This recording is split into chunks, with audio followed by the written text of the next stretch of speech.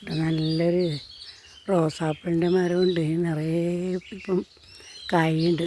പഴുത്തിട്ട് നീല കളറിൽ പഴുത്താൽ നീല കളറിൽ പഴമില്ലേ, അത് തിന്നാൻ വേണ്ടിയിട്ട് നിറയെ ഉണ്ട് പക്ഷികൾ.